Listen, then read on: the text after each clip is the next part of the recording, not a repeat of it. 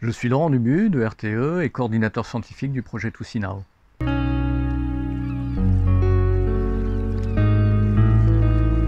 L'objectif de ToSeeNow était d'utiliser tout ce qui existe aujourd'hui, que ce soit en termes de littérature, de revues d'état de l'art et de jeux de données, à la fois pour le passé et pour le futur. L'idée étant de caractériser les impacts du changement climatique sur la filière offshore pour l'éolien.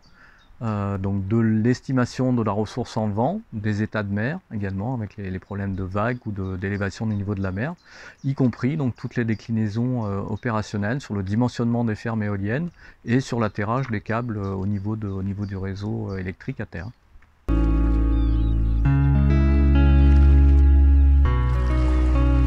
En termes de résultats, le projet a permis de mettre en évidence une petite évolution potentielle de la production des fermes éoliennes sur le littoral français.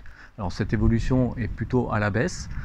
Toutefois, cette baisse est entachée d'assez fortes incertitudes qui vient principalement du signal qui sort des modèles de projection climatique.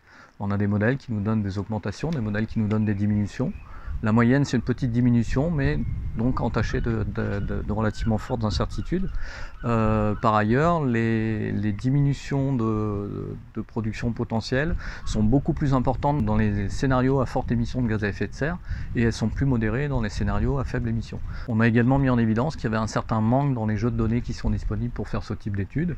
En particulier en ce qui concerne les états de mer, puisqu'on n'a pas de projection très satisfaisante sur tout le XXIe siècle pour les vagues et comment les vagues pourraient évoluer à l'avenir, notamment en termes d'extrêmes, ce qui est très important pour le dimensionnement des ouvrages.